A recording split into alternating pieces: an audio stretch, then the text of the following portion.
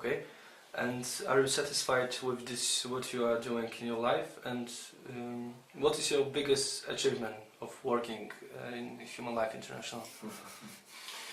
I am, yes, I'm very satisfied with my life at this point, and the work that I am doing I find very fulfilling.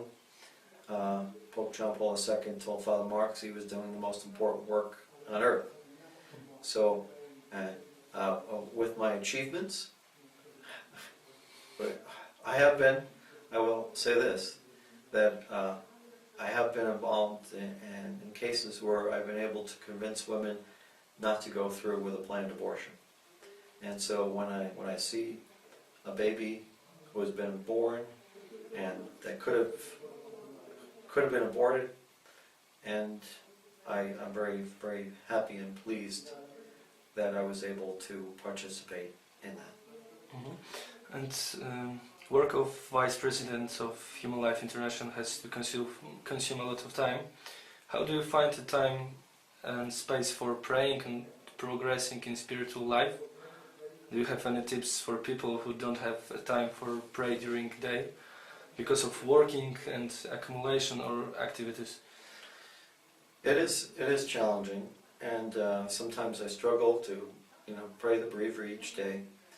But one of the things that we do at Human Life International, and we consider it very important, foundational, is that we have a half hour of Eucharistic adoration that takes place before Mass.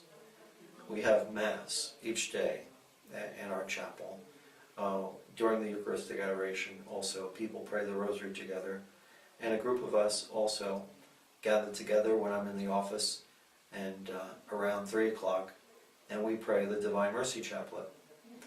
So prayer is so important, and we cannot neglect prayer, because this is, in the Psalm 127 it says, unless the Lord builds the house, the laborers labor in vain.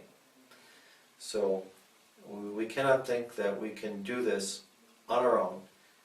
It's really God doing the work, and He gives us the privilege of participating in it. But what we have to do, be faithful and pray.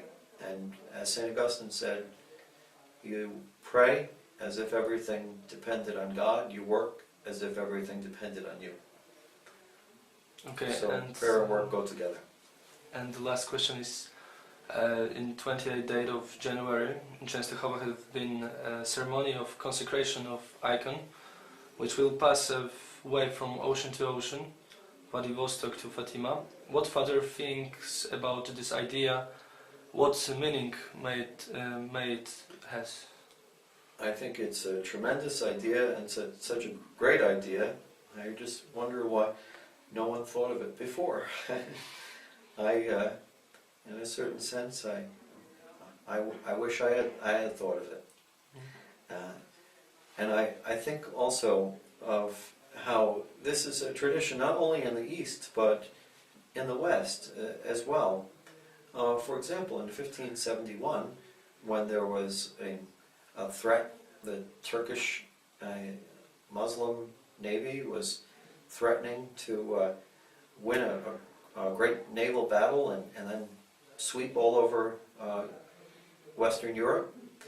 The Bishop of Mexico heard that there was this confrontation coming, and he sent a copy of the image of Our Lady of Guadalupe from Mexico City, and it was carried into the battle by one of the admirals, Andrea Doria, and with the help of Our Lady, and many people praying the Rosary, also the soldiers who had gone to confession and received Holy Communion, the tide of the battle changed, the wind shifted, and a much smaller force was able to defeat a much larger navy, and it broke the naval power of the Turkish Navy, and so they were not a threat again for hundreds of years.